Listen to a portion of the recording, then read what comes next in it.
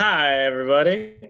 Welcome to another episode of the Chaos Crew, which I actually believe, since we started Dragon Heist way back in like September 2018, this is our 50th episode Do you together. remember?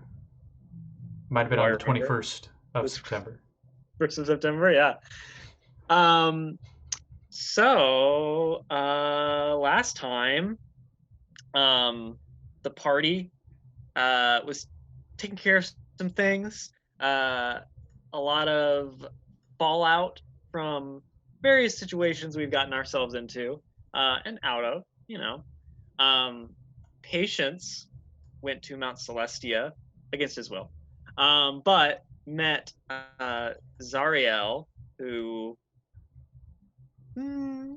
she's back in the upper planes. No longer technically an archdevil. Doing So things. yeah, she's doing her best, trying to make up for some awful things that she's done, as best she can.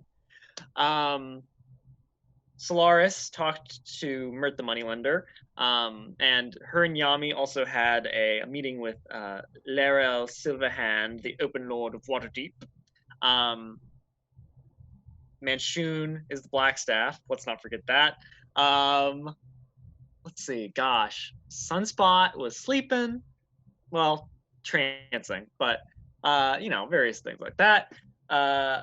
And at the end, we learned that Mayloon War Dragon, member of Force Grey, has been dead for a while and has been the host of an intellect devourer. So I don't know. Ended the session with the party about to question our little brainy friend. So we'll see how that goes. Uh, However, first we're going to go to our friend Sunspot, who is exactly. So Sunspot, Mm-hmm. you are in the elven trance. Which for elves, they don't sleep, they don't dream as you would typically, think a human would. It's more an exploration of memories from, your life, past lives, all kind of creating this tapestry in your mind. Um, so we're gonna explore some of those memories, I think. This is what I get for sending you my character sheet. Exactly. So we're actually going to go, gosh, how far back would this be? The 1330s. So only like 160 years ago or thereabouts, a little bit less. When Sunspot was, oh goodness, Born? no, not quite that far.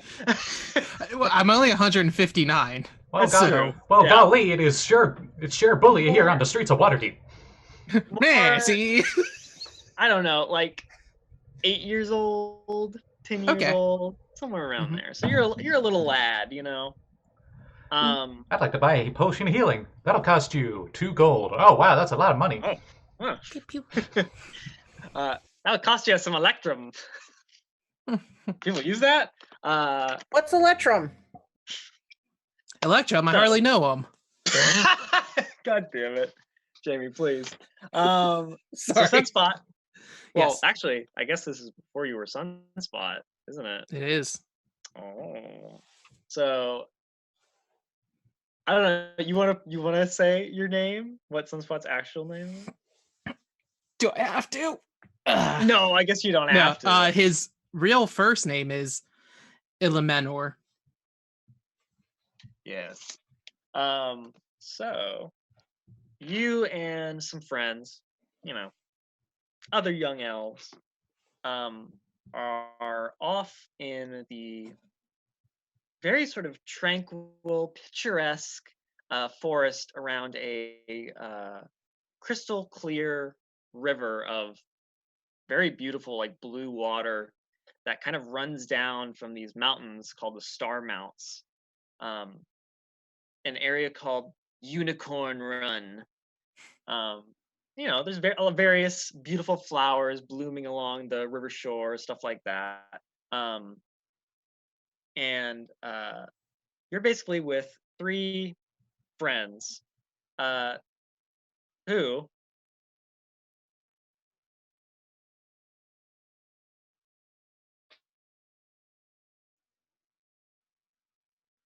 I think he froze. Uh-oh. Uh-oh. Okay. His video was frozen for a while, but then I Yeah. can still hear. So, what are we going to get into while he's not here? Not Sunspot's backstory. Uh-oh, rip. So, When he was a wee lad. Fun fact. Yes? Patience definitely has no idea what he's going to do now. That's Oh, fair. now that Xanathar. Xanathar is kaput. Mm-hmm. It's hard when you achieve your life ambition, Oh, and then you there he have goes. to... And there he went.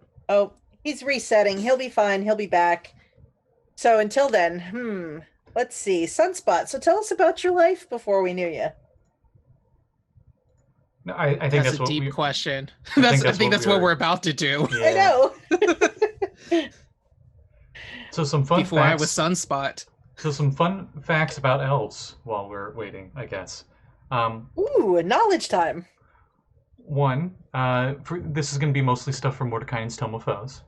I'm just listing off the top of my head. You can double check me on that. But the elves originally were part of the Upper Planes, and then Corlin was part of the Upper Planes, and he was just like this. He never had a true form. He always just shifted into whatever he felt like. So he was pretty much he might as well have been a Call of Cthulhu creature. He just never has a normal form. And he made the elves because he felt like it. And the first elves were actually the elven gods.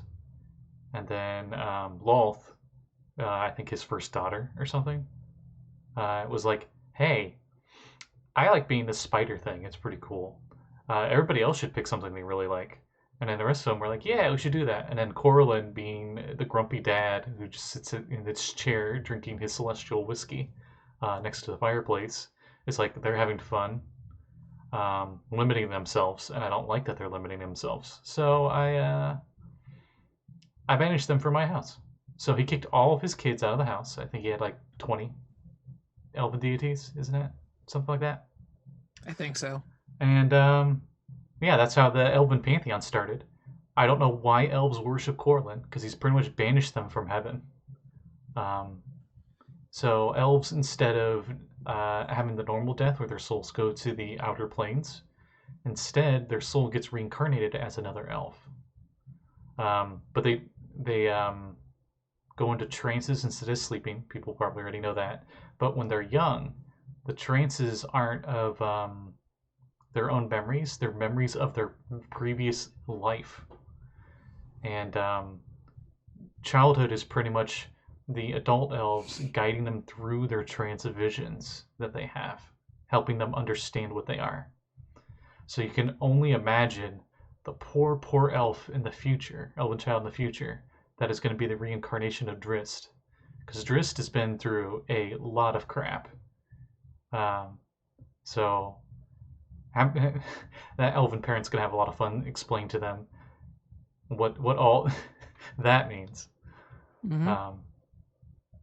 That's going to be some baggage. Yeah, and then another fun fact, the Raven Queen got super, I don't want to say retconned, but she got very much changed. I would say remastered in 5th edition. And 4th, she might as well have been like big boobed goth girlfriend, essentially. And that was pretty much her whole thing, was she's a sexy goth lady of death. And I think she seduced a god of death and then stole his power or something. That's how she became the Raven Queen in 4th. But in 5th, instead, she was a queen of some of the original elves, and was trying to regain connection to Corlin's house, aka the upper plane area where he's at. And when she's trying to do this beyond stupidly high level magic stuff, a few of her priests and wizards, or whatever you want to call them, or high level casters underneath her, got greedy, and they're like, oh, we're going to take some of that power for ourselves instead of put it in a ritual. And because of their greed, the ritual backfired, and that elf queen, along with all of her subjects, got banished to the Shadow Realm in like Yu-Gi-Oh style, which we now know is Shadowfell. And she was just barely able to keep her form because she was using herself as the catalyst for the spell. And when it failed, she almost like destroyed herself, essentially. So now she spends her time getting memories, and that specifically that tie to emotions from the rest of the outer planes. And her former subjects turned into what we know as the Shatter Kai, which are the gray, not drow elves that are very depressed. And in older editions, I think they had cast iron piercings in them. They like to pierce themselves a lot.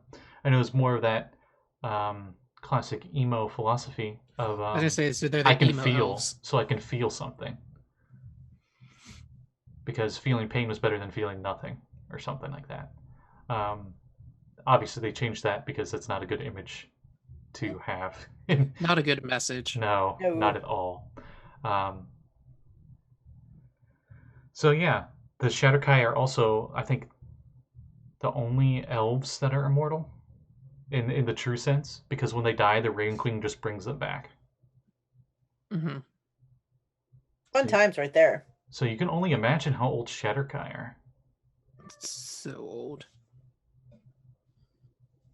Oh, since resetting the computer's taken a while, I don't know how many people have seen what Lolth is supposed to look like, but in the original editions, she was just like a black widow, and instead of like the head section on the spider, it was just this like crazy woman's face with long hair. It looked really gross and goofy at the same time. Those are the best kind. And now she's like super sexy drow lady, somehow sexier than normal drow ladies apparently, and a lot of, I want to say fish nets, but I guess it's web nets. Fair enough. I don't know. I'm running out of fuel here, guys. Got anything else to talk about? What else can we talk about? Oh, what do you guys think of the new book that's going to be coming out, the Theros one? I don't know anything about the setting at all. And I'm not like, I honestly can say I haven't really played Magic since like high school. I still have my original deck. We won't say when high school was, but it's been a while. And so I'm interested. Like, I like the Ravnica stuff, so Yeah, I also It looks know interesting. I also know like nothing about Magic Gathering besides the bare bones lore information I got for another campaign on here, Adventures of Tranquil Sea. Because one of their characters is from Ixalan or something. Oh, which is the jungle one. Yep. Where they got vampire Spanish conquistadors. I mean, I get it. It's a good idea as far as the brand goes for Wizards of the Coast because I mean, it's their in-house. It's good to tie their fan bases together. I mean, that's how you bring new people between the two. And I mean, it's different than, it's not still more the Lost Coast or the Sword Coast stuff. So I mean, it's something different, I like it. I mean, if you want to play in other settings, there's so much material out there for them already. So yeah, it's nice to see something different that, hey, here, Lord Dump, go. Honestly, though, for me, I'm super excited for the other setting that's coming out, the Wildmount stuff. Oh, right, the Critical Role setting. Yeah. Yeah, I'm a big fan of it. I've been watching, Critical Role for a while. And I liked the first book that Matthew Mercer did. And I'm looking forward to this one, especially because they now have the backing of Wizards for it, so it's official. I wonder if Bloodhunter will be in there, because I know Matt just put out the free version on DM's Guild. I don't think it is. I think I remember them saying it's not going to be in it. Yeah, I think the Bloodhunter is just going to be a DM's Guild thing, as far as I know. But I got a copy of the most recent one. I like the Bloodhunter. I had somebody play one in one of my games, and I want to try one at some point. I like the update he did for like switching him from being wisdom based to intelligence based. That makes a lot more sense. So I like that stuff, but I'm looking forward to Wildmount because I liked the other one. I liked the previous book from them. So Wildmount's like a specific country on his world or something, right? Yeah, it's the other. It's another continent. It's actually where campaign 2 is taking place. Oh, yeah. Okay. So I'm like only 20 some episodes in. Are you watching campaign 2 and not 1? Yeah, I watched I guess season 1 spoilers for Critical Role or campaign 1 spoilers. I watched their final fight with Vecna, and that was pretty eventful. It was a good fight. It was a long fight, but a good fight. The main reason I watched that was to understand the Dragonborn guy. Oh yeah. Yep. Archon, yeah. Arcaris. Yeah. Yep. Such a power move. I'm not gonna say I know, but just such a great character moment. I give props for that one. That was I was like, oh! And then just peace. No offense. Deuces. I'm hoping my characters in my Descent into Avernus campaign get to meet him, because that's definitely no secret that was in media everywhere. Yeah, forever before the book even came out. Yeah. Yeah, it's good. I like that. So I like the crossover stuff, and I think it's fun, the different characters. I enjoy them very much. Have any of you seen the new Torch show? No. Yep, I watched it. Do you play on it? Or do you mind us spoiling anything? No, you can talk about it. It's weird seeing Nathan Sharp playing this character, because he's like complete opposite of Polton, where he's a human fighter, maybe paladin. I forget if he was going to be paladin or not, but he's maybe a former Flaming Fists member, and he's like the lawful, responsible one of the party, which is really weird because in Dice Camera Action, he was Polton, a drunken bard who took no responsibilities for anything. He was the chaotic heart. Oh yeah, no, I thought it was interesting. I liked all their characters. I liked the idea, like the initial idea of like him being a little bit more advanced than his comrades and leading this kind of ragtag small group and trying to start something new because he decided whatever happened to him before, it wasn't working, and he's trying to do something different. I liked it. Also, apparently it's really hard to catch a chicken. Yeah, which is great. I mean, it should be. I would think chickens should have high dex, just because it would make it harder to catch them. But apparently chickens are the actual evil enemy of the world. I'm interested to see what that tiefling sorcerer is going to be like, because he's been very like, I need friends. It's like his thing with everything. It's like, am I going to get a new friend? Friend? Well, because they found somebody they thought was a potential friend, apparently, and that friend is already not with the party anymore. So he now needs a new friend. Oh. Well, he was hoping a goblin that died overnight in their camp was going to be his friend or something. They woke up and the goblin was dead. He was like, oh, I thought he was going to be my friend. And the goblin happened to have already stolen his coin purse. So maybe he wasn't such a good friend. Yeah, maybe not. Yeah. Yeah, I like it. I'm hoping, my hope with that is that they don't try to force it into any existing story arcs that are coming out. I kind of hope that they let Chris Perkins take this one and do a story with his players and let the story and his ideas influence the whole run, because it was fine on some levels with DCA that they did that. But some stuff just felt like, okay, I've got to put this in because we've got to pump Storm King's thunder, and we've got to get them here because of Tomb. We have to be. I kind of hope that they'll let him roll, and then maybe he'll just pull fun stuff in if it comes out, and he's like, oh, that's cool. I'll use that. Yeah, I don't know. I actually kind of like that just because he always put his own spin to it and somehow never spoiled the actual stories of the adventures. He just was True. like, we're in this setting now. Mm-hmm. And he'll do stuff in that setting. I just felt like sometimes he had really good things that he was setting up, and they felt like they got a little bit nerfed by him having to switch gears because a new setting came out, and they were like, "Oh, you gotta go this way." Nope. Yeah. For the very brief moments they were in Sigil. Oh god, that was amazing. Like I wish they would have won Planescape, but yeah, they kind of broke my heart with the tease of it, and then they didn't have any material come out for it. Mm-hmm. But the alternate material's still there.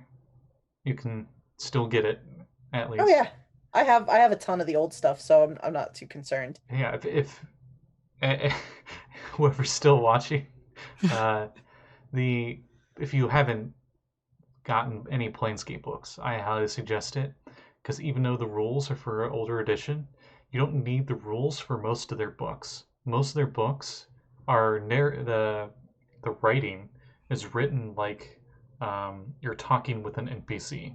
So a lot of the monster manuals will be like you're in the city of Sigil, the impossible city that connects to every reality in the multiverse, and you might be talking to like a devil or something, and he's describing the celestial to you in the monster manual. Mhm. And I always found that very interesting that they went that approach. They have like a whole book that's just NPCs, I think, just like interesting NPCs you can meet in the city.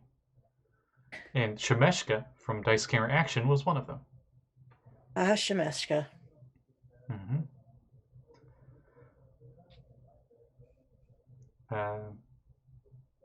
Let's see. What's your guys' favorite class and why? We'll start with Jamey. No. Oh, you have to give me a second to think about it. Nope. No seconds. With that. And whatever you say, if it's not what I say, it's factually wrong no matter what. I know. We'll let Jeanette go. Okay. I like Tiefling Warlocks. You're wrong. No, I'm kidding. Nope, that's I don't know why, but that is my absolute like favorite character class and race combination. What kind of anything specific with the Warlock? Like a I tend to go Great Old One. Great Old One can be fun. Yep, I like Great Old One patrons, and I like the Pact of the Tome. Yep. I was ready for this. Yeah, Power Score RPGs. He did a one shot way back when a bunch of the players for his To Annihilation epic, I'll say, because it was multiple parties going through the dungeon at once. And it was epic. Oh yeah, but characters started dying because it's the Tomb of Annihilation. Mm-hmm. And those that died, he did like a little one shot of a Spelljammer campaign. I think we were all 9th level, and I got to play a Warlock of the Great Old One, and that was pretty fun. His patron was the Tyrant Thraxis, I think is his name. Some really obscure old entity from the Pool of Radiance. Session or campaign setting. I remember that. Yeah. Now secretly Tabaxi the whole time, but I had the evocation of this guy's self, so I was always like, I never take my original form. Nice. I was trying to be as many things from the old school D&D as possible. I was trying to be, I keep forgetting his name, the fighter guy with the evil dread helmet from the cartoon. Yeah. Oh, crap. Venture? No. I was going to turn into Venture. I never got a point to turn into Venture, though. I can't remember. Shoot. Speaking of shoot, I remember I never actually have seen the episodes of cartoons, but I've seen enough about them that I get the gist, I guess. Nothing ever swings their swords. They always shoot some kind of laser out of their swords. Like I remember just seeing the scene, and it's like the kids in the swamp and the bullywugs, frog peoples go to attack, and they have spears, and they shoot lasers out of their spears. Yeah. And it makes the most not laser noise possible. It just sounds like a t-shirt gun going off. You just hear like shook, shook every fire. Or a potato gun. I don't know. Beautiful. But that I still can't believe that show was considered like, oh, this is way too violent for kids. Because that Way too violent. That had like nothing close to violent, even for that era. So I'm like, I don't think it was actually the level of violence that they were worried about. I think there were some other. Yeah. I remember. Wait, I'm not aging myself. How about is anybody else looking forward to the actual Critical Role animated D&D cartoon that they kickstarted and they're going to put out? I am interested because having a high production D&D cartoon hasn't happened. Did I hear that? Then? Did I hear that Adventure Zone is supposed to have something animated too coming up? I thought I heard something about that. I think who they pair? Amazon Prime. I think they're doing theirs. Well, I know Critical Role got distribution through Amazon Prime, and I think Amazon backed Critical Role. The Kickstarter was supposed to be like, it ended up being like 1 season, and with the Amazon Prime deal, they're actually backing them for 2 seasons. Yeah, but the Adventure Zone got something. They got something, but I don't remember the specifics. I don't either. But that's two animated projects. Those. Which is very awesome. Yeah, I'm really happy to see D&D kicking off. Mm-hmm. I would still say it's not really mainstream yet, but it's definitely way more open in terms of being able to talk about it. Because it used to be, even like after the Satanic Panic, even mentioned Dungeons and Dragons, and everyone's immediately like, "Oh, you're a shut-in loser." So when I was like 14 and I was at a family friend's house, I mentioned something to do with Dungeons and Dragons because I've been playing since I was like 8. And the mother was like, "Oh my god, people kill each other with swords who play that." And I was like, "Yeah, no, they don't." Hey, wait, there's a Dylan. Oh my god, that's annoying. Okay, hey. Hi. Hey, look who's back. You're missing out on our fun talk about Dungeons and Dragons through the years. Oh, man. You're going to have to go back and watch. It was a good one. Mm-hmm. All right. Yeah, sorry. Zoom just died on me. So, hey. These things happen. Start my computer. I'm totally back. Are we still live? Yes, we are. Yeah, we've just been talking D&D online. I think this is a sign from the universe not to get into Sunspot's backstory. Oh yeah, we're looping back around to Elven history. Because as soon as you started, boom. And I'm like, yes. So yeah, actually this is like set pre-first edition Forgotten Realms. So I don't know what date Ed Greenwood, like his original stories when he was like 6 years old, were set, but Sunspot's old is the point. At least you're not Netherese old. But I'm youthful. Or Zebediah old. Compared to everybody else, I'm old. To elves, I'm not old. It's true. So yeah, I guess it would be 1339-ish, 1340-ish. You're a little kid, Sunspot. You're not yet Sunspot. Scott, Jeanette, and I are your friends, your little elf friends. Jeanette's face. Hi. Hi. Hey guys. Hey insert Sunspot's actual name. How you doing? Elemenor. I'll put it in the chat so you know. Hey Elemental. Hey Elemental, how you doing? Great elf name. Hey Ill, what's up? First things first, I'm the illest. I'm the illest. I hate hitting elven puberty. I'm already like twice your height. Yeah, you got really tall, like really fast. Yeah, elves. So we're all down southern high forest, along the pristine river known as the Unicorn Run. Beautiful green foliage all around, crystal clear blue waters. The star mounts rise high above the trees, sparkling in the sunlight. And we've actually come down here to check out an old place that's around here. Supposedly the former stronghold of an adventuring party that was in the area called the Nine. I heard and, they were mighty. I don't think they were pretty mighty. Yeah. I heard there was only 7 of them though. One of them might have been a goblin. Maybe. I don't know. It's a long story. It's complicated. They had some cool ladies. But since they were mostly outsiders, I think all of us were kind of interested in, hey, let's go check it out. You know, also there's been some spooky stories about it being haunted and stuff. So little test of childish bravery. This never ends badly. No. Last one in dies and turns into a banshee. I've always wanted to be a banshee. Let's do it. All right. So all of us are gonna run into this this creepy opening. First one to touch the door wins. Okay, let's do it. I got a 19 on the roll. I got a 4. We're going classic child rules, right? Just straight D20 on everything? Yeah. Oh, yeah. Okay. I got a 9. Oh, wow. Sunspot does not have his 60. Well, if it's a straight roll, I got a 9. If it's something else, it's going to be much higher. I'm just saying. So all of us run over. I believe, Scott, your little elf child is the first one to reach the door. So you Jeanette, no. tap it. And sure enough, when you tap it, the door is just sort of... Whoa. Nice.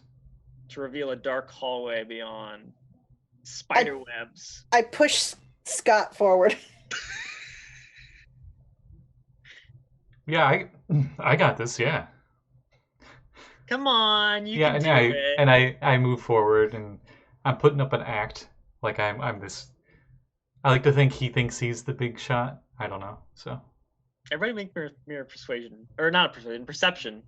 Uh-oh. With our elven eyes. Yeah. What do our elf eyes see? Natural 20! I think I 17. see... I think I see halfling tracks. So, Eliminor, you and your friend, played by Jeanette, hear something coming down the hall. Uh-oh. Sounds like Uh-oh.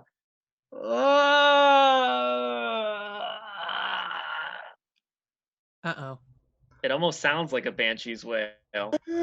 Close your ears, it'll kill you. Okay, so elves have that initial elven training. Most of them do, with like a longbow. What were the other ones? Sword, probably. Thinking like a short sword.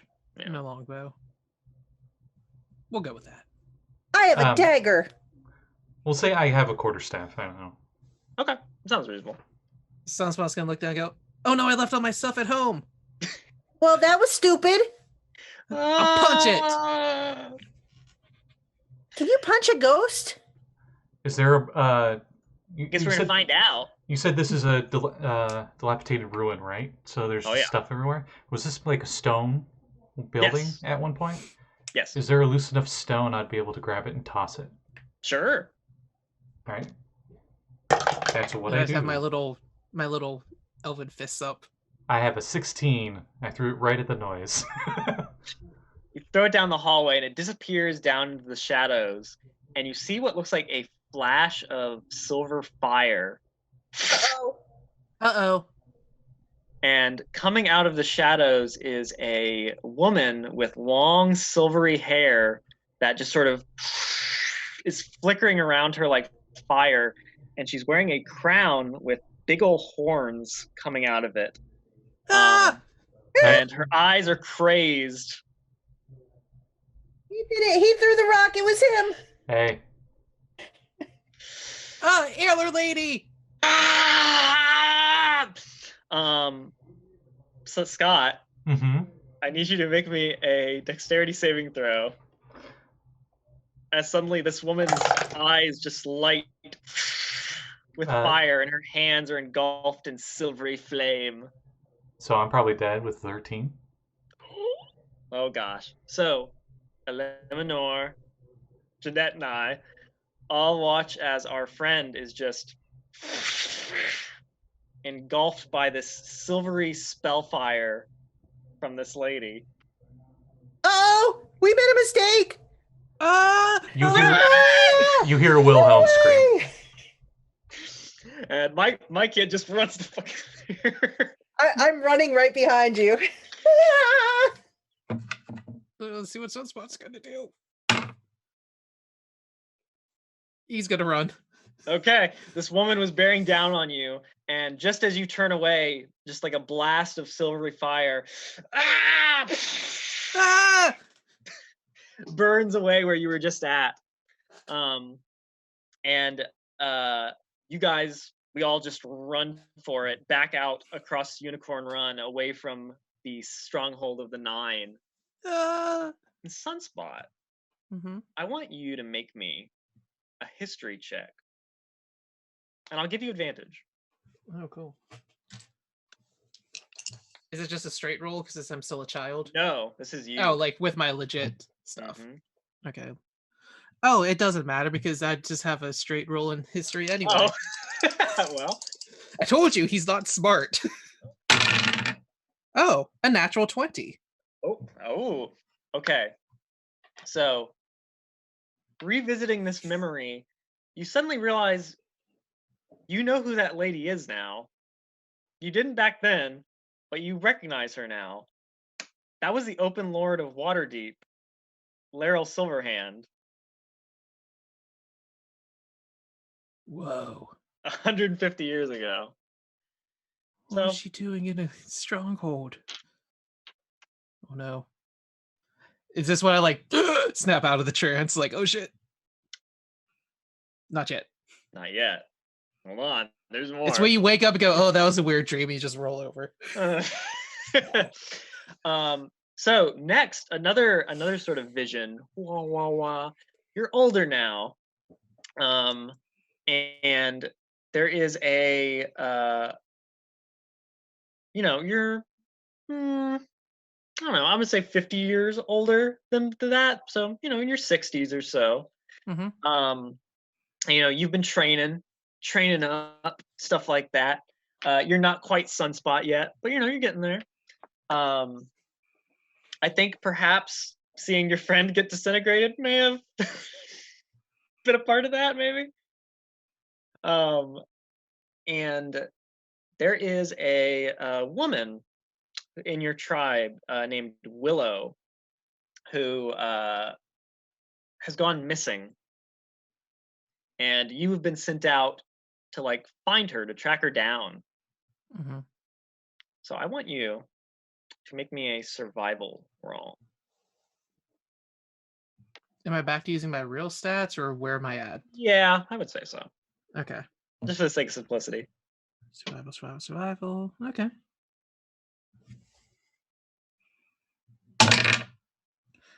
$21. Oh, wow. Okay, so various teams of elves, spread out all around the area around where you guys live to find Willow. But you were the one who actually came across her. You found her in a meadow with a human wizard, from the looks of it. You don't see a lot of humans like this deep in the woods, but it looks like he has a robe on, looks kind of wizardy fellow. And him and Willow are sort of embracing, and he reaches behind her ear and produces a rose and gives it to her. She's like, oh my goodness, of course I'll come with you. Oh. Willow? Oh, Liminor, right? Yeah. What are you doing? Oh, well, this is my friend. And she kind of motions to the mage that she's with. And he says, oh, hello. I don't believe we've met. Holds out a hand. Do elves shake hands? I don't know. It's a good question. So I'm supposed to kind of look. He's just gonna look at it. He says, "I'm an apprentice mage from Waterdeep. I was sent here to find some reagents, and well, I ran across Willow here. My name is Launcer Hindrake. What's yours?" Illuminor. "Oh, nice to meet you. I..." And Willow says, "Well, I think I'm going to leave, if that's all right." I'm supposed to bring you back, so I don't think that's all right. You have to understand, Lancer and I, we love each other, and I want to see the world beyond the forest. I've never been, and he's told me so much about Waterdeep and Undermountain and all these things that I don't even know what that means, but I want to see it. I don't think it's a good idea. He's kind of like shadily looking at the mage. Maybe we should go back. And Lansar says, "Oh, lad, you're so young. You don't know. You don't know anything." I'm older than you are. I'm probably older than I look. Well, still, she's not supposed to leave. None of us are supposed to leave. Unless we're told to leave. If she wants to leave, that's her choice, not the choice of anyone else. Isn't that right, my dear? She says, "Right. Right." She grasps the rose in her fingers. I don't think you should go. You want to give me a persuasion roll? Sure. What is my persuasion? Yeah. I'll roll for Lancer as well. Ooh, that is a dirty 20. Interesting. So, you try your best to persuade her not to go, but in the end, she does decide to go with Lancer, it seems. However, you leave her with something. So tell me, Sunspot, what do you like leave her with as like a lasting impression? Like something I say to her? I think so. Yeah. I think what he'd say, because at this point Sunspot is training to be kind of like the city guard essentially, and like the protectors of whatever. Yeah. So he's going to say, well, you're always going to be part of the tribe, so if we meet again and I become one of the protectors, I'll be there to protect you. She says, if this is what you want. I think it is, yes. And I appreciate knowing that I'll always have a protector. And she smiles. And Lancer sort of gives you a nod, and he says, "Well, let's be off." And he takes his staff and slams it into the ground, and they both disappear in a flash of light. I'm going to be in so much trouble. And then that vision sort of fades, and one more comes to you. But this isn't one that you remember at all. Uh-oh. And you're standing in a garden, sort of overlooking the sea from atop a mountainside. And there are fruit trees sort of all around, very nicely willowing in the breeze. There's bird song all along, and the crash of the waves down below. And there is an elf with a crown sitting on a throne, basically in like this outdoor throne room, I suppose. And he says, "No, I've made up my mind. We are going to do it." Do what? The ritual, of course. We can't stay here with all these wars going on. Our people have been torn apart by the crown wars. We can't allow it to continue. Wait, what ritual are you talking about? Is he talking to me, or is it kind of like I'm? Oh yeah. Okay, No, okay. you. I wasn't sure. What ritual are you talking about? What crown wars? The crown wars that have ravaged the elven race ever since Lulth tricked us into giving up our forms. We haven't been able to be in Arvindor for so very long. But this ritual will return. Aelin Thaldar will rise back, and once again we'll grasp Evermeet, the thing that was stolen from us so long ago. I'm sorry, what's this ritual now? We'll transcend reality. Don't you know, Halweth?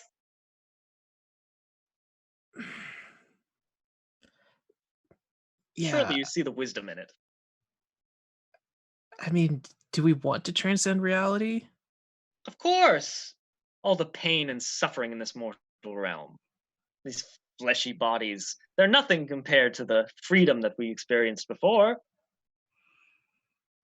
Yeah, but I mean, pain and all that stuff kind of weirdly makes life more interesting. I think you've been here too long, Halweth. You've fallen in with these humans and dwarves, these strange races that we've run into. I won't have it. And what are you going to do about it? Well, I won't do anything. We'll go through with this ritual no matter what. You, however, can do whatever you please. I think from now on we're going to call you Never. Yes, Halweth Never. It's not that funny. And he says, "Of course it is." And his courtiers to the side all go, Yeah, they're just sucking up to you. I'm the Coronal of Ilanfarn, of course. And you, Halweth Never, always just say that we can't do these things. You can go off and leave Alan Thaldar and do whatever you please. But we will reclaim our birthright. I mean, is it worth it? Is it really worth it? Of course it is.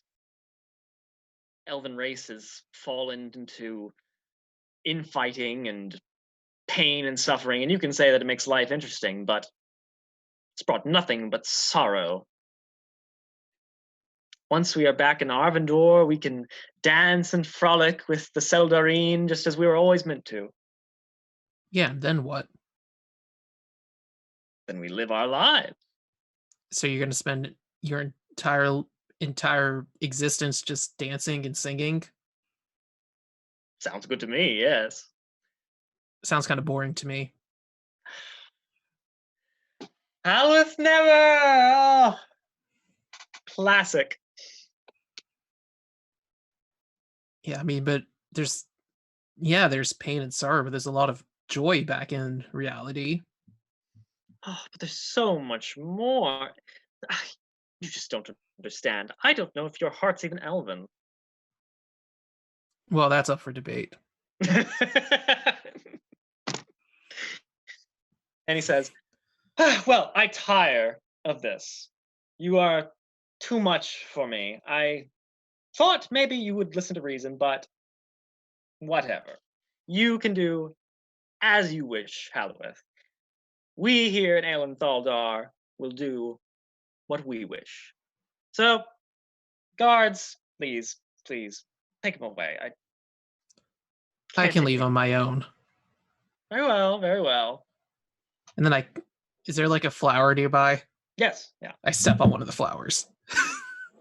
All of them go,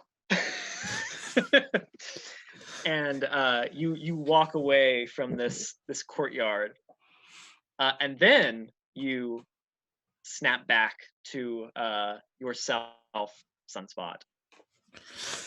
Oh, that was weird.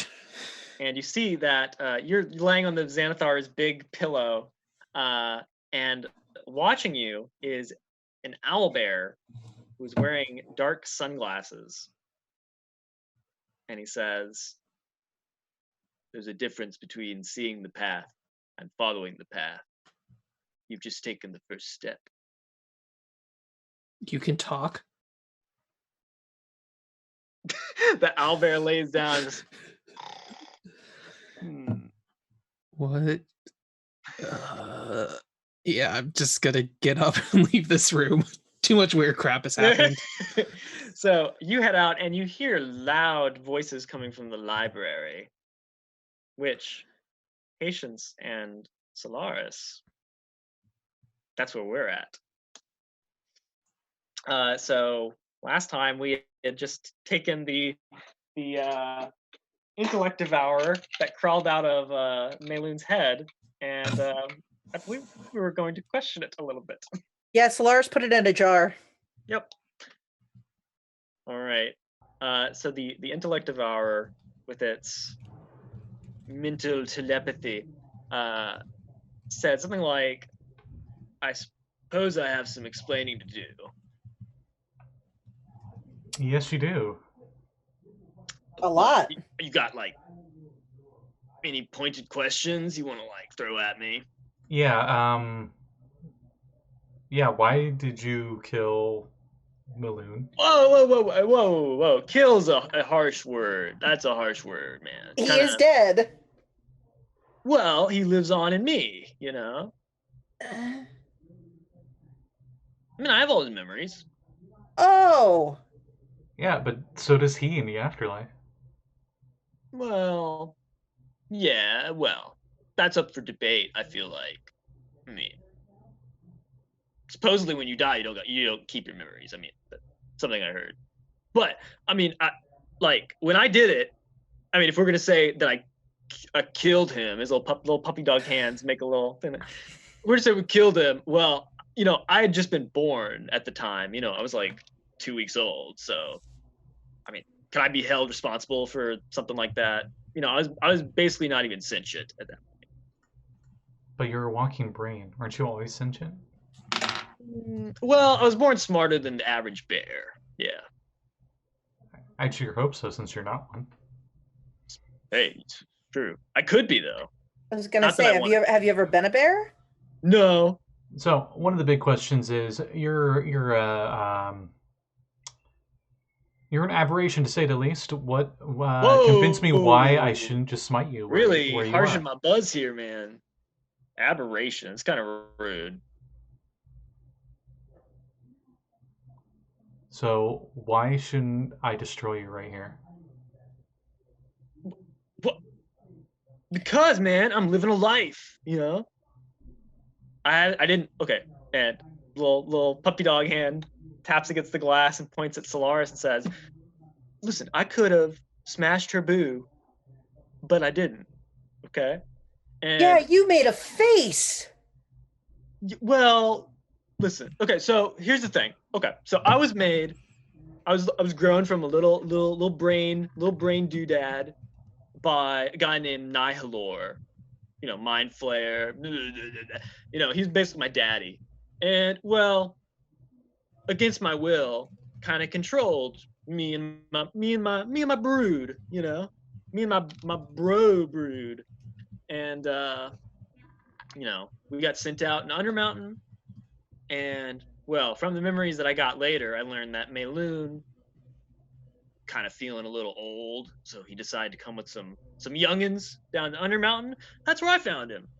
And well, we attacked each other, you know, the way it goes. Dungeon crawls, am I right? And I may have, you know, taken over his brain. So, and you know, at first I was still under Nihilor's control, doing what the Xanathar wanted, and then I just wasn't, you know. So... And he points at Solaris and Yami again and says, and those two right there, I mean, they were like, I got sent to help steal the gold. You know, have you heard about that? Like the Neverember gold thing. I got sent to steal it, and I didn't. So, I mean, that's pretty good too. Also, I hate the Zentarum. So I don't know. That might help. I feel like I'm a pretty cool guy. I can just live my life, and you guys can leave me alone. Live your life of killing another person and taking their body. Well, yeah, because you killed Mayloon. That whole time I was in his body, You and it was killed just fine. Mayloon. No, I was keeping him alive. Thank you. No, And he's you still killed alive, right here, in my little brain cavity. Am I in the room yet? Yes, you are. Okay. I think you would have walked in around this time. What? Does anyone got a dragon? I can't decide whether to kill him or not. Whoa, Looks at camera. Patience. I don't have that. I never realized how hard that is to say. Just easy. Hi, Sunspot. I found myself a dragon. Hey. Hey, Can I why is there a flip brain this? in a jar? Oh my god. It used to be in Maloon's head, but then Patience, the brain, somebody killed Maloon, and now it can't live in Maloon's head anymore, so I put it in a jar. Yeah, kind of. I'm sorry. You need to back up a lot. I just woke up. You know how mind flayers make I take a little walking like a little things? mug of coffee shows up. A hand comes in from off screen, hands you coffee. You know mind thank flayers, those weird like octopus head purple dudes that like, eat brains. No. You live in the sewers. You never saw the guy that lives down in the sewers with the big tentacly head? Oh, he lived in the sewers? Oh. You sure he doesn't have an intellect devourer in his head? Who, him? me? Yeah. I heard one crashed into I heard they have like flying spaceships, and one of them just crashed into a tower in Baldur's Gate recently. A bunch of red dragons showed up and attacked. It was crazy.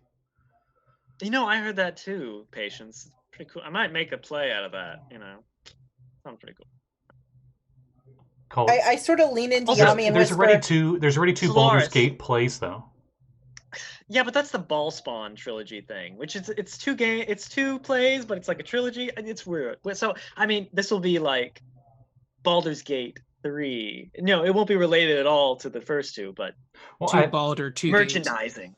Adding the 3 always makes it nice. Everyone likes the third one. They don't like the second one, and most people like the first one. I don't know. The Netherese Empire Strikes Back was pretty good, I feel like. It's one of my favorites.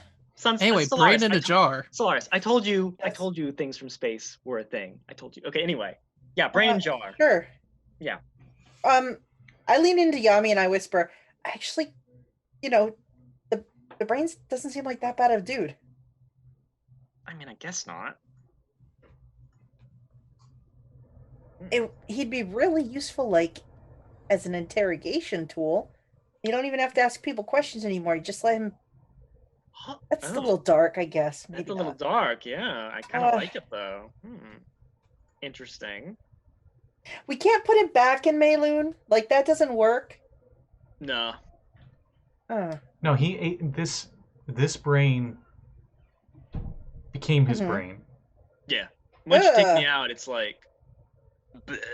Oh, so it's like how that other heart became my heart. Also this brain. Sure, bro.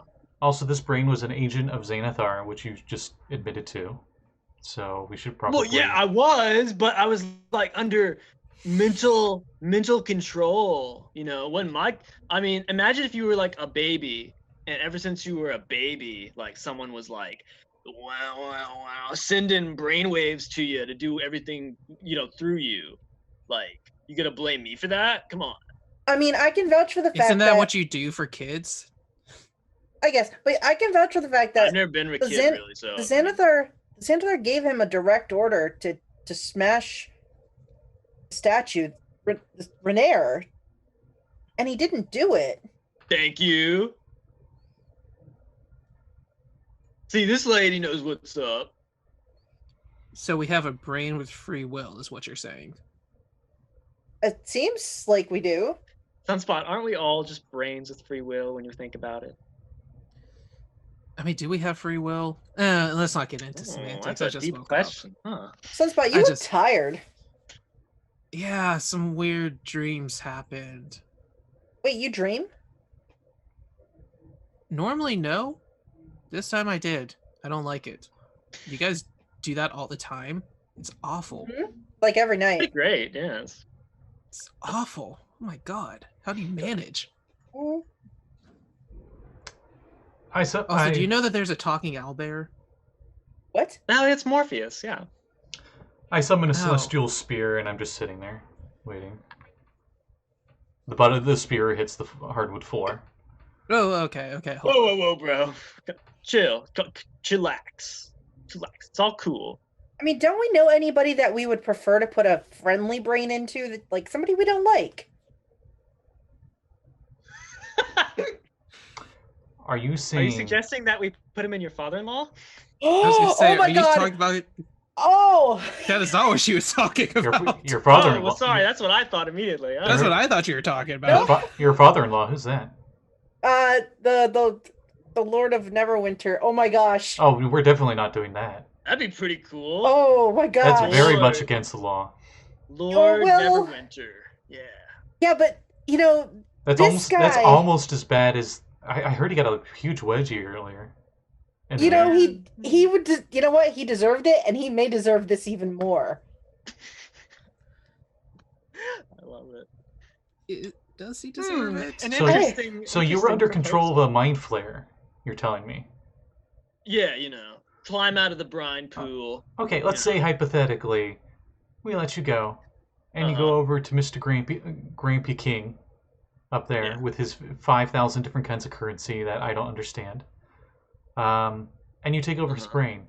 What's Yeah. to say another mind flare doesn't just take control of you and then just takes over all of Neverwinter? You know, that'd be pretty rude. But I mean, what's to stop a mind flayer from doing that to Grampy Bones anyway? You know. I was gonna say what he just did about that. Mind flavors could just take control of any one of us. Well, You you're know, more I was psionically connected to a mind flare, aren't you? I mean, yeah, but he's dead now, so like, I'm not anymore. It's pretty cool. I'm my own free agent now, and you know, with Force Gray kind of like being up in the air at the moment. Like I said, I'm kind of looking into new avenues of life, maybe. Gone through some changes. Your friend Entropy, like we talked, I think she thought it was pretty cool. You know? So, I don't know. Entropy is hard to please. If she thought he was all right, Yami just kind of looks off and says, she is. One teardrop.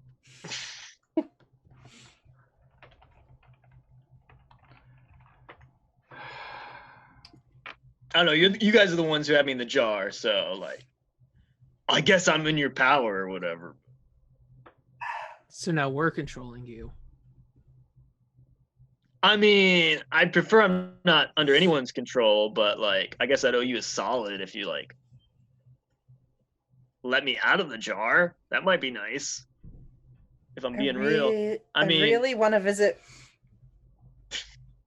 We're Really already want in to enough visit trouble Neverwinter. over there. Do you think But we could this even would clear walk? up everything. Do you think we could even walk in the city without being arrested instantly? you know, probably not, but I mean, I'd probably be good. They like me. that's over there. okay. That's a good point. I make myself look like a nondescript Neverwinter guard. I think I Well, could we walk into We the do city. know Sub, so Sub Peanut might be able to help. I mean, Oh, I forgot if about we were that gonna do guy. something like that. Is he big again? Yeah, yeah. Oh, did that wear off? Cool. Well, they What- reversed it, but yeah. Wouldn't you survive on eating brains, right? I mean, not really. I don't really need any like sustenance so much. Well, I mean, I do when I'm like this, and like I can't experience like emotion when I'm like this either. So like, that's kind of why I like being plugged in the way I was with Mayloon. You know, you guys are pretty lucky with your thing going on, your whole bod. I like it. All sorts of sensory perception and such. Yeah, I don't even got freaking eyes. Look at me. You don't have. Given the last dream Sunspot has, he's looking at his brain very hesitantly. that since it's talking about not feeling emotions, he's just like, Sunspot, you've always been better at coming up with insight on these kind of things. What do you think we should do with this brain? I personally want to smite it into Kingdom Come, but I appear to be the only one that agrees with that. so we smite it. I'm just listing out our options here. We smite it. We let it. We keep it in. Hi. We keep it in the. Nope. Classic cat. He was walking right for the camera. And I was like, nope. So we smite it. We keep it in the jar and use it to our advantage. We let it out and we get a favor from it. But then it goes back into... He's just going to kind of point over at this dead body.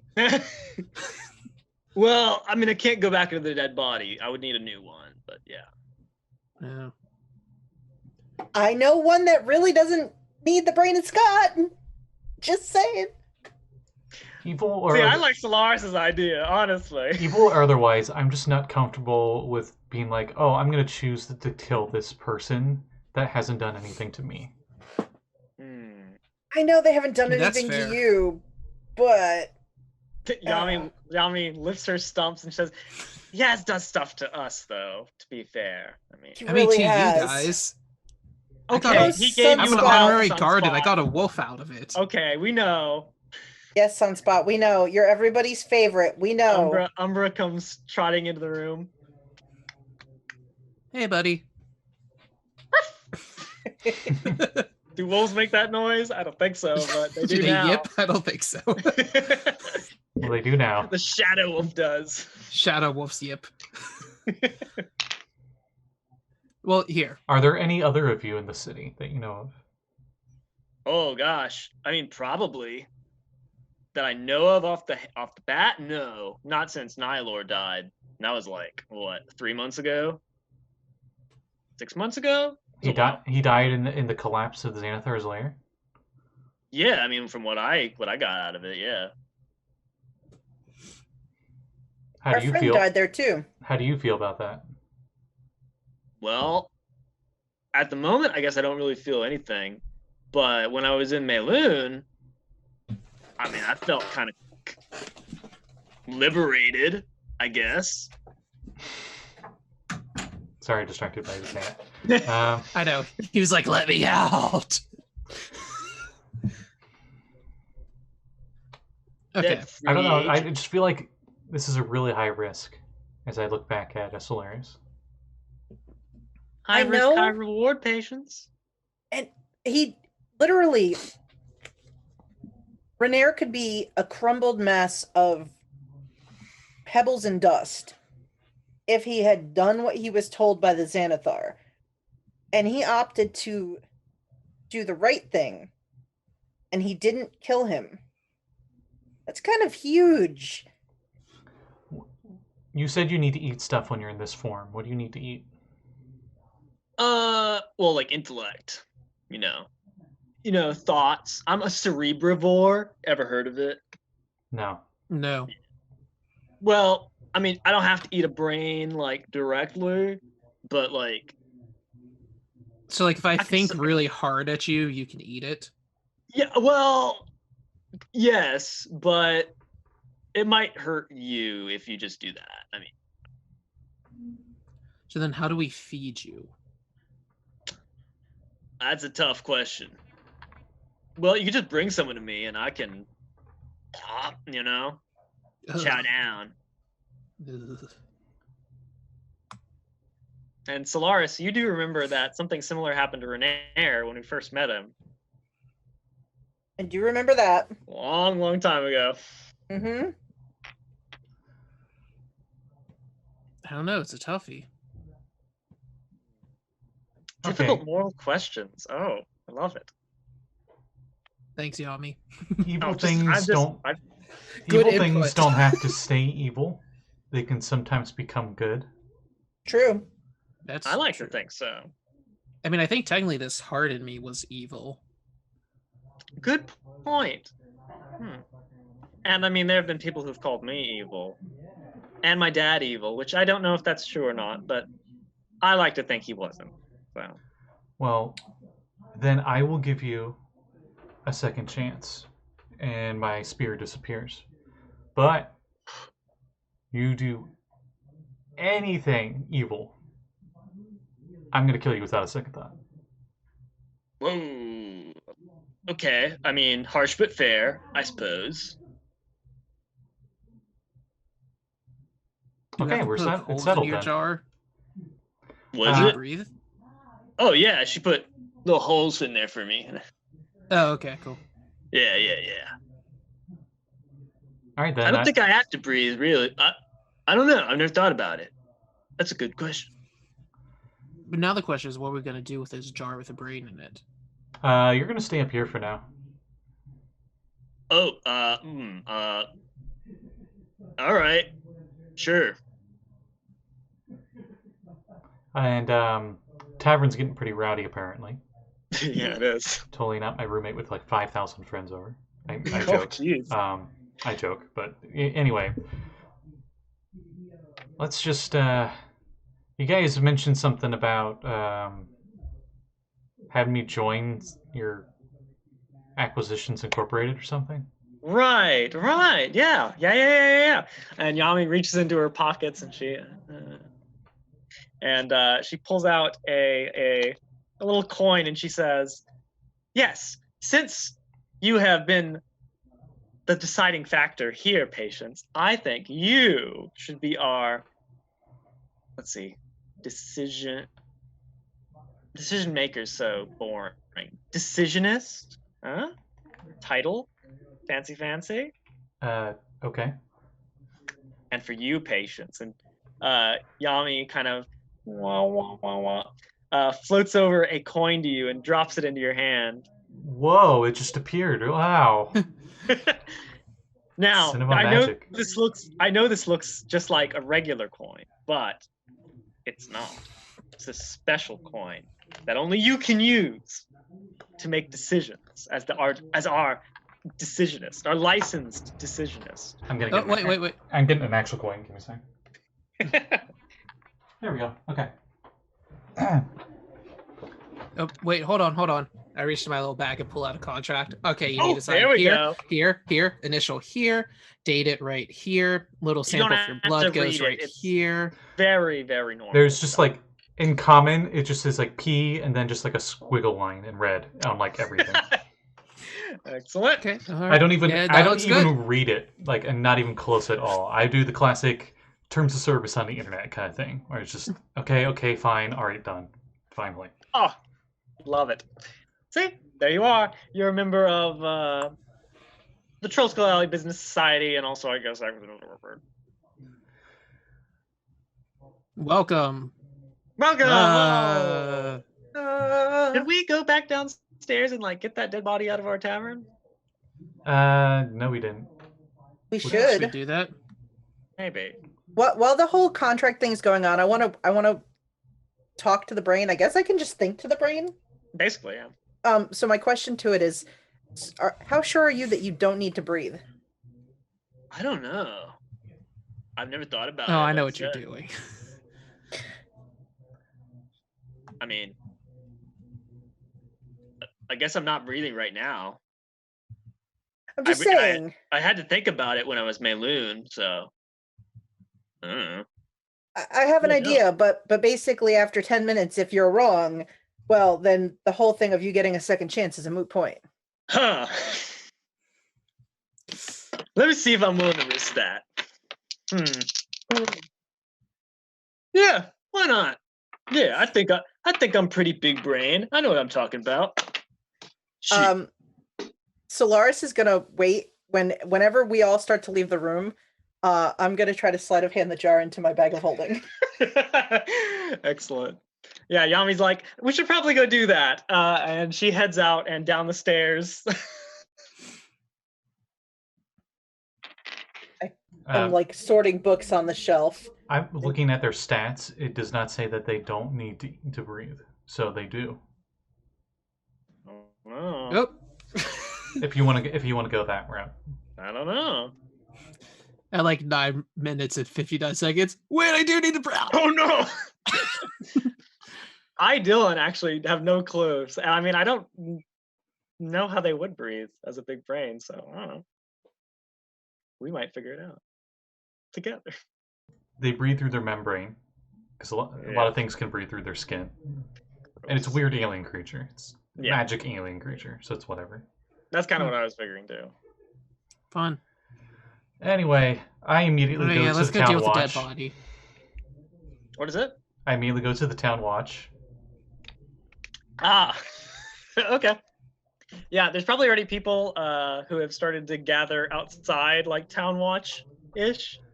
And they're like, what's going on here, citizen? We've heard there's been a collapse. Someone's collapsed. Yeah, one of the Grey Hands died in our tavern.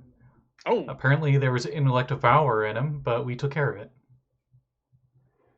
Oh, gosh. Okay, well, we'll take statements and all that and get you on your way. Wow. So the watch is down here, oh, what'd you see? Yada, yada. From everybody who's sort of around. I make sure to never actually state how I took care of it. But everything else I pretty much 100% true. I gotcha. So it's when we go taken back, care of. I'm chaotic good, not lawful good. Anyway. Hey, that's how it goes. So when we go back into the tap room, the bar has been like broken, where Mayloon's body has been like. What did I sleep through? Oh my god. His big battle axe is like laying on the ground. There's a dancing shrub on one of the tables who's still and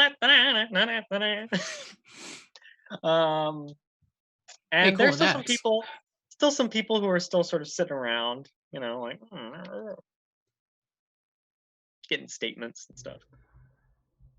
So what exactly do you guys do with your Acquisitions Incorporated thing? Make money, do whatever we want, really. We have been trying to piece back together this thing, and I'm going to take out my piece of the orrery. Yami will also take out hers. Say, Oh, that's a weird fancy contraption. Yeah. I thought so. What's it do? Mine lets us teleport places, but it's kind of broken because we end up all sorts of stupid places. Yeah, like the middle of the ocean. Oh, yours is the thing that made me miss out on killing the Xanathar for the first time. Yes. And wait, you remember what? You remember when we were fighting that keg robot? Yeah, I magically teleported to wherever you were standing in this lighthouse. Yeah. It was weird. When you ran away, it didn't tell us. Oh, did you not realize that? No, I didn't realize that. Oh. Yeah, that's how we found him. Yeah. Oh, okay, that makes sense now, because the Xanathar seemed confused when it was Renair and I standing there, and like somebody else had just been there and wasn't there anymore. There you go. I was a little bit confused. I had just aged 40 years and been terrified half to death, so... I feel like that would be a little confusing, yeah. It was a very confusing day. I panicked. 40 years is nothing. So, I look at him with my wrinkles and everything, and I'm just like, sure, Sunspot, sure. 40 years. Meh. So, where was this? Was the city gonna? I don't know. I'm down to like 10 gold, so I was wondering, maybe like what all. How do we get paid? Is that like a every 10-day thing, or how does well, yes, technically every 10 days our stuff. We got employees and everything, but I mean, we could go around and do all sorts of little things to raise money. That's how it is in this business woman life that I live. Hey, I'm not Sunspot. Patience. Do you need a loan? Do you want to borrow some money until you figure out the whole pay thing? Yeah, sure. I've been working on getting myself some actual armor, but How much of a loan do you need? I don't know. How much is full plate? Oh, goodness. I don't know. I've never thought about it. I mean, you could ask Abby and Embrick. They probably know better than I do. Full plate's probably too much anyway. Solaris like steps away for a moment, and when you look again, it's like, wait, where the hell's Solaris? I got a 27 on stealth. Oh my God. I have a passive of 8. You're fine. Yep. I'm just like I do the whole Batman thing where I'm just gone. It's a lot. And oh then no, did she use the thing again? Oh, She used the timepiece again. about 2 minutes pass, and then I tap Patience on the back shoulder. Reflex save. No, I'm kidding. Okay. Hold on. How's wait for it, a 23? You would have took half damage from a hellish rebuke, but I'm Evasion. Oh my God. Nothing. Nothing. Oh my gosh. And I am holding a coin purse out to you. Solaris. It's I didn't get a one of decent those. sized coin purse. Okay. I'm like, here. Do we just want to say it's like I forget how much I'm thinking Patience wouldn't wear full plate. I think that's a bit much. But enough for him to get armor? Yeah. I easily was going to give you enough to get the armor. Okay, I'm double checking here. It's super easy in D&D Beyond to check all the armor. So I think If you're armor shopping, use D&D Beyond. Yeah. So I think he would get, Let's say 2,000 gold pieces. 2,000? Damn. Honey, that's not even a pinch off of Solaris's savings. Thank you. Yami and Solaris are fucking rich. We are. I have like nothing. Huh? Sunspot has like nobody. She looks at Sunspot. Sunspot. You want a loan? Hey, Sunspot, we need a contract here for this loan. Okay. There's a service charge on that. Since this isn't Acquisitions Incorporated, I have to charge a fee on that. Oh, what's the fee? 200 gold pieces, 10% fee. I give Sunspot 200 gold pieces. Okay, sign here, notarize. There you go. Thank you. Okay, Can't believe Just- this. minus 750 gold. I got half plate. Oh, nice. Wow. Wait. So now you have the difference between the 2,000 and the 750 because I gave you $2,000. Hmm. So, So what do we do now, guys?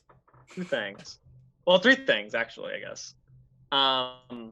Nim, the Nimblewright, has come in, and he's picked Chad up off the floor and everything, and is kind of tightening some screws and stuff on him. Mayloon's axe, with its blue runes and its blue dragon hide wrap, is still laying on the ground. And a hooded person who is sitting by the stage when you were out here before and doesn't look like they've left or moved at all, is still sitting here sort of sipping from a noodle troll mug and just sort of watching us, it looks like. The watching. The watching. The next play. Oh. Available in the summer of Waterdeep. Next summer in Waterdeep, the watching. 1493. Coming to a theater near you. Coming to a Troll Skull Alley near you. Hey guys, what should we do with that axe? Rated Y for yummy. Wow.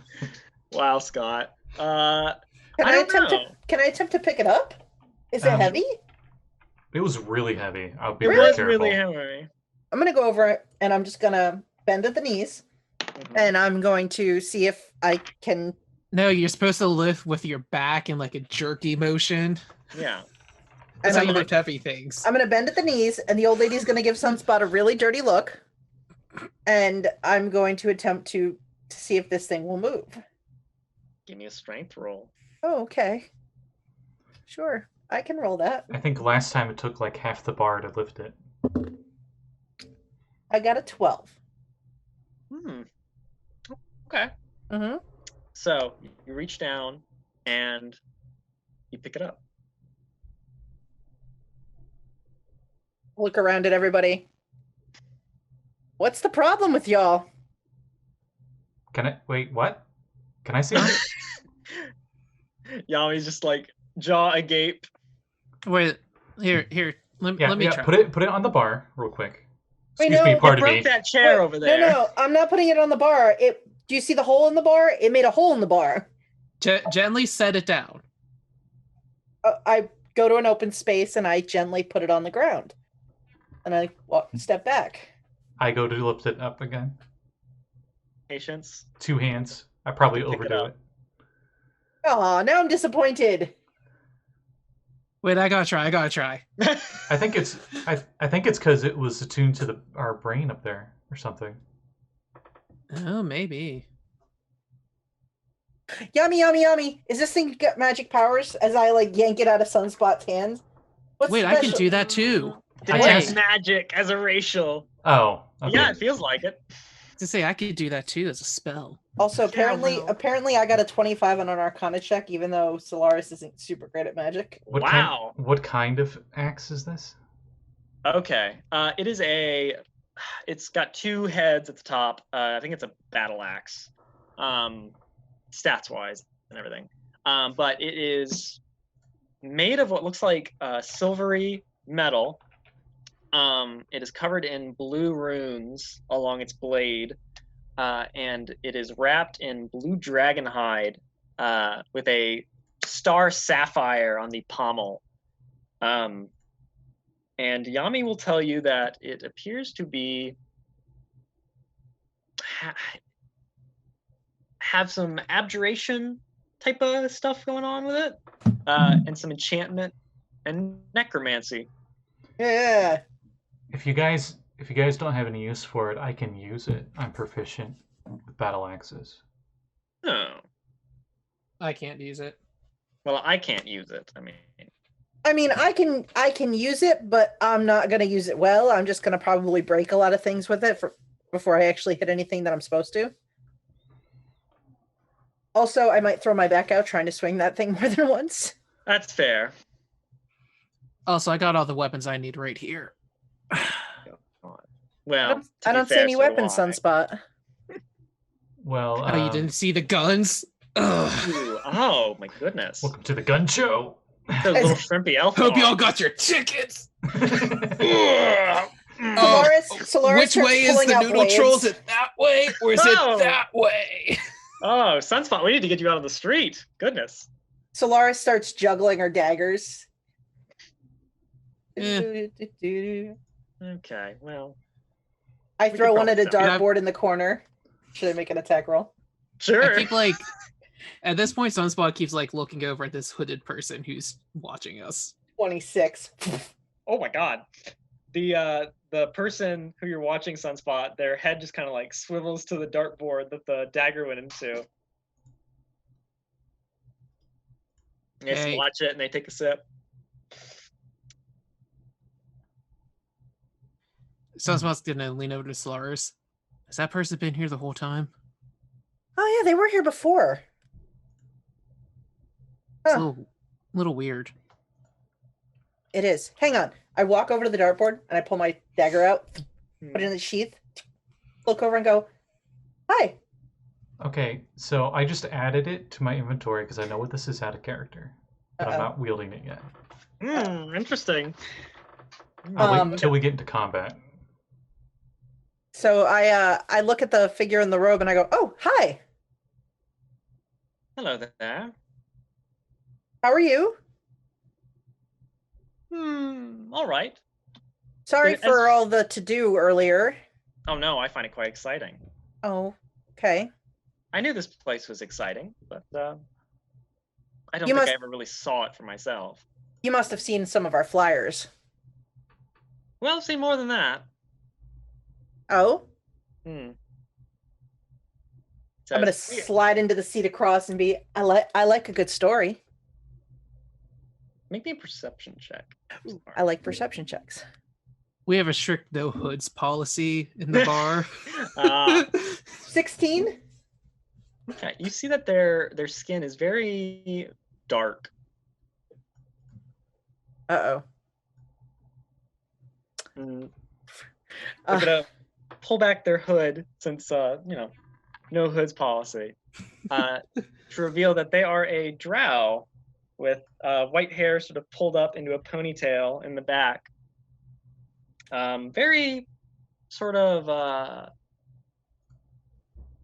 curved features, very feminine looking. And they say, the name's Felrect Lafine. Hi. I believe we've met before. You burned my boss's ship. I was gonna say, did I see you last time when I lit a ship on fire? You did, yes. Okay, I thought you looked familiar. And Yami comes over and is like, "Oh, Felrect, hey, it's been a while." Like, hi. Sup? Oh, I don't know you. Hi. That's Sunspot. I don't know you either. Felrect. Sunspot. Waves over to Patience. Felrect, hi. Oh, hi. So, as I'm checking out the battle axe. You just look at the fucking battle axe. So, things have been going on that interest Mr. JB. So he sent me to, look into it. How's he doing? The last time we saw him, we were all... I feel like we had very different interests going on the last time we saw him. Also, he did try to kill us. Well, you did burn his ship down, which, He did kidnap my boyfriend. Well, we did that, but yes. He's in charge. That's fair. Exactly. We didn't hurt a single red hair on his little cute head. So they're gray now. Oh yes, you are looking a bit. Has it really been that long? It's been a long time. Oh my goodness. Very time long flies. Time. Well, I guess when you live forever, it definitely flies for you. But for me, it did seem to go by fast, though. Live forever. Who wants to live forever? Certainly I don't know. Not me. Live fast, die young. That's the way I say it. Leave a pretty corpse. Sexy corpse. Yeah. Hey, not bad. But, we've heard about the things going on here in Waterdeep. We heard you took out the Xanathar, which, pretty nice. We, Mr. JB may have made alliance with him a long time ago that kind of fizzled out, kind of blamed our emissary for that whole explosion thing. Oh, they used smoke powder. It must have been them. A little malarkey as far as I'm concerned. But, here's the thing. JB wants to make a deal. Would that be something you're amenable to? I look at Yami. Well, I did tell him to stop being an idiot last time I talked to him, so... It's true. Maybe he's come around. I wouldn't call Mr. JB an idiot, but... No, Yami... No, if Yami thinks so, then Yami calls him like she sees him. That's right.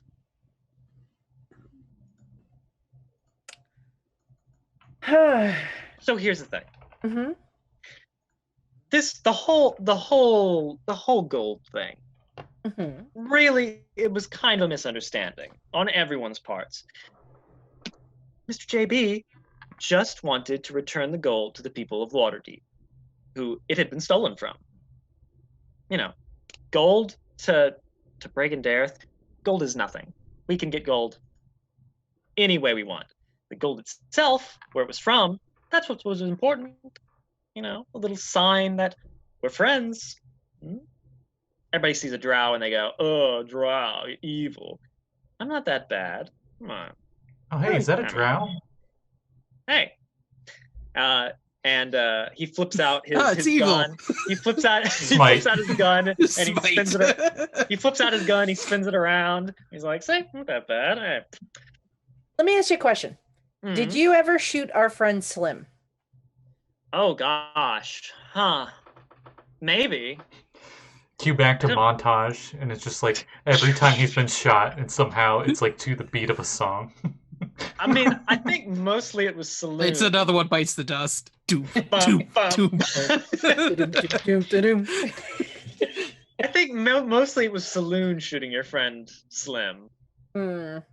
But so funny you should mention that. Saloon's brother was the one who was the emissary to the Xanathar, and he kind of got disintegrated. So Happens. I guess, yeah. not a good in for the Zabrindis brothers, doesn't seem. Well, I mean, when you make poor choices, and they tend to catch up with you. They do. So what's this deal you want to make? Yeah. Well. In return for, I don't know, whatever type of things you want, Mr. Jarlaxle would be willing to, well, he'd be willing to do things for you. In return, all that he asks is that we have access to Skullport, and hey, we might even be able to repair the hoist between the Southern Sea Caves and the port itself, so ships could come in and out. We know that Waterdeep has had some naval issues for a while, and well, JB might have some connections in Luskan that might come in handy there. City of Sails has a lot of ships, and well, I mean other things. There's this whole business that you're going through right now, I hear, with the Zentarim.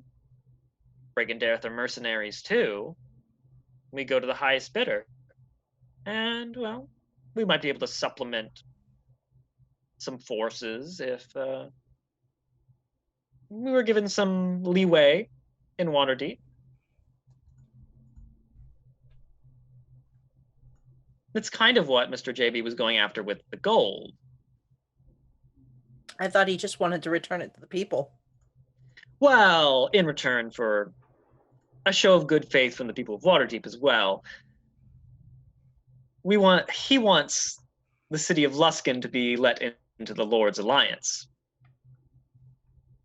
And refresh my memory, why aren't they currently allowed in the Lord's Alliance? Well, a lot of centuries-old hatreds, you know. Mostly it's Neverwinter's, you know, feud with Luskan. So Neverwinter doesn't want Luskan in the Alliance? Yes, and I'm sure there's some people in Waterdeep too. A lot of grudges from years and years ago. Old stuff. Before even I was born. People call the people of Luskan pirates and criminals and scum of villainy. It's not that bad. Mr. Jarlaxle's seen to that. Team huddle. Team huddle. So it's I kind of like huddle up. Now he comes over. What's up? Madeline? Guys, what's the catch? He did kill our friend that was a dragon. I mean, for this deal, what's the catch? You guys had a friend that was a dragon? Yeah, we've actually two friends that are There's dragons. one in the basement, Patience. Yeah. Have you not seen? 3. So yeah, 3 so far. We'll go introduce you in a little bit. Wait, did they die and turn into a baby? No. Yes. Wait, did they? What? Yes. Wow, let's say that. Yes. Wow, that's cool. I didn't think dragons did that, but that's cool. It's like a phoenix thing. Phoenix is that a type babies? of dragon? Yes. Sweet. They sure are, Patience. Pat, pat. So there's a phoenix right there. Kill it. So with this deal, it doesn't seem like there's a catch. Like there's always a catch. Oh, there's always a catch. I'm sure. I mean, but like we gain everything. We don't have to do anything except let them go through Skullport. My job time. Well, I think he's also asking for us to kind of put in the good word. To be honest, Sunspot's gonna poke his head back up from the huddle. Do you have a contract we can review for this? Oh, of course. I believe that's your job too. Reaches into a satchel.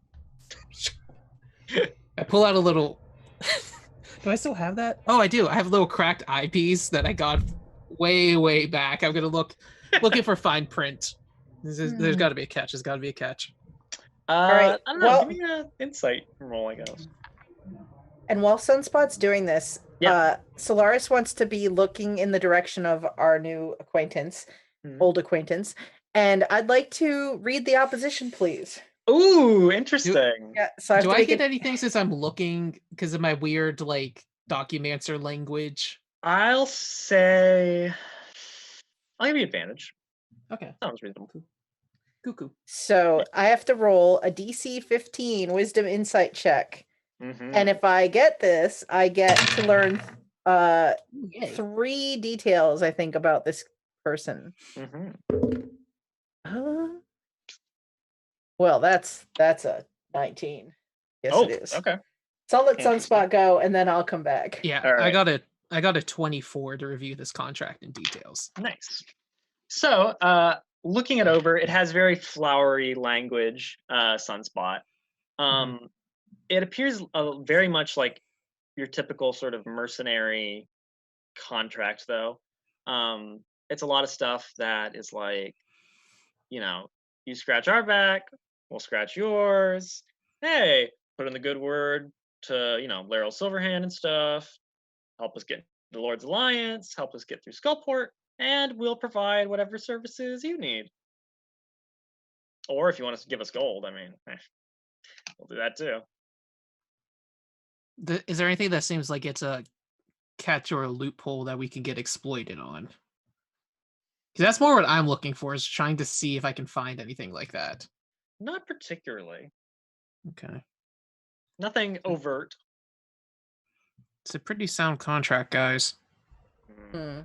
Shrewd businessman. Well, all right, he said something about Luskin, didn't he? Luskin was mentioned. I don't know what that is. It's a city. It's a city. It's one of the 10 cities in the Sword Coast. Didn't 10 the town. map? Yeah, one of the 10 Didn't the map towns. in the lighthouse say that that's where Dran Enterprises was? Yes. It did. Okay. Did we use that to our advantage? Of course. Okay, Every piece of information is an advantage. So my job here, I don't think I really need to do it here, but this will just be like a practice run or something. Oh, yes. Of course. Okay, so my job is to help with our decisions, right? That is correct. Perfect. Yes. Pretty much, we all vote. I can flip a coin for my decision if I don't know. I'm pretty sure what I want to do though, and for some reason, my vote counts as 2. I don't know why, but that's what it says here as I pull up the contract you had me sign. Who wrote that on the contract?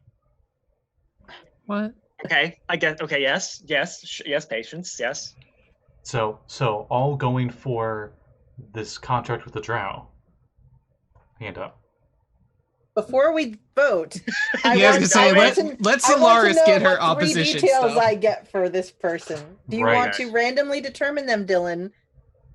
Yeah, so you get 3? I get 3 details, and common ideas of details would be motivations or goals, bonds or ideals, flaws, combat strategies, romantic entanglements, sense of humor, favorite song. I know of at least one romantic entanglement. Interesting. So, sense of humor. Felrecht Lafine seems to be a very lighthearted and mocking individual who, during the heat of battle, makes fun of their foes, and it's just part of the fun of battling people. As far as allies, you think that Felrecht absolutely worships Jarlaxle Baneray, like greatest drow in existence, greatest man in existence, Mr. Jarlaxle. I swoon. Let's see. And this is something else. You get a part of Felrecht's history as well. You know that Felrecht was born a woman and evidently got so fed up with men in Drow society being kind of looked down upon and abused, that he basically left and joined Bragendareth and kind of embraced being one of the boys, you know? So he goes by he now and everything. I really kind of like this guy. I like this guy. So what'd you get, Solaris? You get a read on him? So I share the little details about this fellow. Doesn't really help us. But well, some interesting I mean, stuff, I worry about the fact that I get the feeling that he's so devoted to Jarlaxle, because that can blind you to the flaws that people have. But that's true. That just means we have to go through Jarlaxle. We don't have to go through Jarlaxle and him to get him to do what we want. True. True. So that is a good point. If an underling doesn't have any ulterior motives, I mean, that does help. That's not always the case, as we saw with the Xanathar. Yeah. So, all in favor of joining this Drow alliance? Why not? Don't even need a second. We don't even need a second vote. Then that's by beautiful. Yeah, there we go. Can we please get you some hands again? I'm working on them. Solaris is working on it. Should I make a tinker roll for that? Sure, you can. Yeah. Aren't Drow known for their prosthetics? Maybe we can get them to help with your hands. They are, aren't they? So okay, I got an 18. There might have been. Wow. Yeah, you're making pretty good progress, actually. There might have been a big, giant, like 10-page spread of mechanics for it in second edition, I think. It was, yeah. For Drowcraft prosthetics. Okay, so here's the thing. Okay, we might be able to do that. Yeah, that's a good idea, Patience. We could get some Drow help with the prosthetic thing.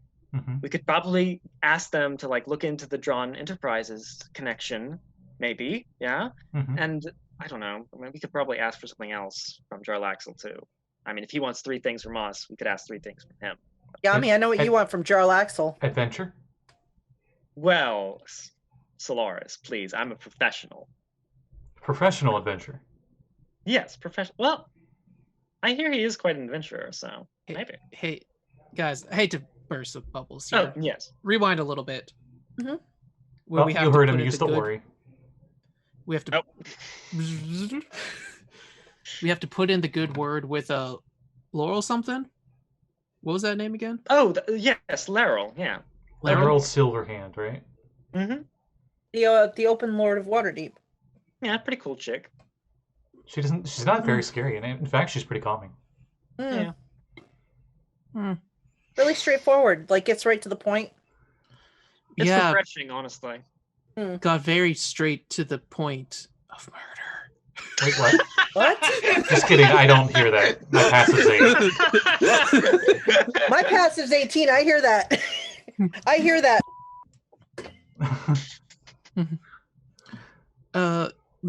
Maybe we should go straight and do that like right now. That would be a good idea. Yeah, I mean, I get sure. I mean, why wait on this? You know? Yeah, let's right now. Let's go see this person. All right. Should we bring Felrecht with us? Should we just like, hey, let's go do it? You can watch. I mean, then they can see like we're on the top of this thing. Yeah, we're ready to go. Let's do this. We only signed the contract. We'll do it right now. Before we go, is the brain in the jar dead yet? Before we do, what are you talking about? It looks like it's still alive in there. It's just like pretty all right. All right, let's go. All right. So nothing can stop us now, except for maybe next time. Well, on the way there, Patience, you attune to this axe. Ooh. Azure Edge. Okay. And as you know, we're walking along through Waterdeep, out of the North Ward, into the Sea Ward and the Castle Ward, and you suddenly hear a woman's voice in your head, Patience, that says, "So you're the new wielder of Azure Edge, huh?" I look at Solaris's bag of holding and scowl at it. And hey Solaris, can you actually Sunspot's probably more walking like this. Hey, can you tell the brain to try to stop messing with me? What? It was talking to me in telepathy with a different voice. Hey, stop messing with Sunspot. Huh? And patience. I mean, patience. Thank you. Huh? Well, are you talking to me? Yeah. Patience said that you're poking around, talking to him in his head with a different voice. I'm not doing anything, man. Oh. I can't. I'm just in this bag. Gotcha. Okay, close the bag. Patience, it's not the brain. Keep walking. I nervously look around, thinking a mind flare is following us or something. I got a 5. Mind flare definitely following. Sunspot with his 50 feet of movement is still just. Solaris is using a bonus action every round to dash to. Yami is spending a side point to whoop, whoop, mighty leap. So I'm just like movement dash, movement dash. Solaris is movement dash dash, movement dash dash. That still doesn't catch up to me though. I don't know. I move at 40 feet. Jump, walk. Yeah, but movement dash is 100 feet for me. Movement dash dash is 120 feet for me. You're up to 40 feet now. And I just walk. Just to show off my new skill, I walk up a wall. Oh my god. Oh, real fancy Sunspot. I can't do that. Like, then I walk back guard down. Flies past and they're like, "Hey, citizen, be careful there.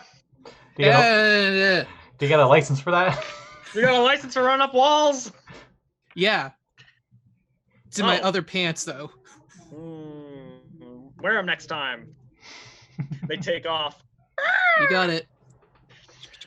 Yeah, and they're so patience. Cool. Mm-hmm. The voice in your mind says, "It's yet to be seen if you are worthy to wield me." I stop and go to look backwards, thinking I hear somebody behind me. There's a prim and proper lady just sort of walking along. Excuse me, what was that? What? Did you say something? My goodness, you look like a monster. Oh, sorry. Because her voice is clearly different from this other woman's voice. So I just joined the rest of the group, and I'm kind of getting a little paranoid.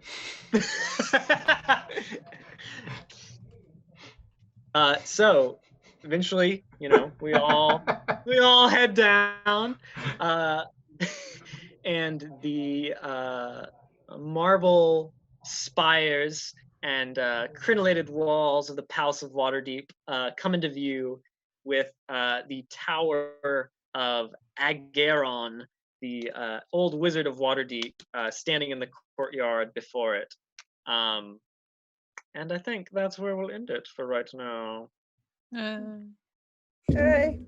Another meeting with Lero. Interesting. So let's go around and let's do some plugs, why don't we? Hey, Jeanette, what you got going on? Oh, hi. Me? Oh, I do stuff. Hi, I'm Jeanette. You can find me on the Twitter at JEBreak79.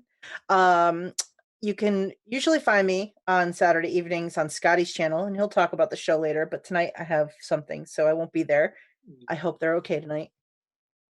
But on my channel, Uncanny_Adventures, tomorrow at 4:30 p.m. Eastern time, we're going to be doing some more Skull and Shackles. Also a reminder, I believe Daylight Savings is tonight. So y'all make sure if you got appointments and stuff, you remember that, because oops. Yep. Prepare to lose sleep. That too. Yeah. And Tuesday night this week at 7 p.m. Eastern time, I will have a Call of Cthulhu Old West adventure going on. And then every other Monday at 7 p.m. Eastern time, we have some more Cthulhu on my channel, also set in the Old West currently. And, there's been bank robberies and kidnappings and murderers that have been arrested, and now they've been let out of jail by the county marshal because he forgot that he was the county marshal. Who knows? So, oh yeah, things are crazy. But that's what's going on with me. All the Old West favorites. Jamey, what do you got going on, my friend? Hi, I'm Jamey. You can follow me on Twitter down there. And that's really all I have to promote, because I don't play in any other streams except for this one. How about you, Scott? This is your channel. Surely you have things going on. Well, if you're watching this on Twitch, if you look down below, I have all the YouTube playlists for all the campaigns that are run on this Twitch channel. So if you're interested in any of those, or if you're behind on a few and you need to catch up, that's where you can look. Tonight at 7 p.m. Eastern Standard Time, what Jeanette was starting to get into is we're continuing our Ghost to Saltmarsh campaign, where the group is currently in the adventure The Final Enemy. And they are in the middle of planning their scouting mission into the Sahuagin Fortress, which they've seen is very, very, very bad idea to go in guns a-blazing. There might have been about 60 Sahuagin in the entrance cavern, so... and they're 7th level, so, you know, that's not a... Trying to kill them all is not really an option. But we'll see what they do tonight. And also, last thing, I guess, if you are looking for anyone to help with 5th edition supplements for the DM's Guild or otherwise, look right here. I'm actually working on something with Aya Golander. I don't know if she's going to put it up in the DM's Guild or not, but I can do layout work. I can do the layout design for the supplement.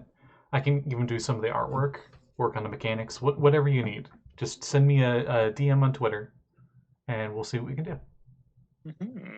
If you want to see an example of that, check out Scott's Zebediah's Guide to Fishing on the DM's Guild. It's really good. It is really good, actually, yeah. Especially the cover. I really like the cover. Oh, thank you. And then, yeah, hey, you can find previous episodes of the Chaos Crew on my channel on YouTube, Dylan Ramsey, my name, wow. Who would ever thought?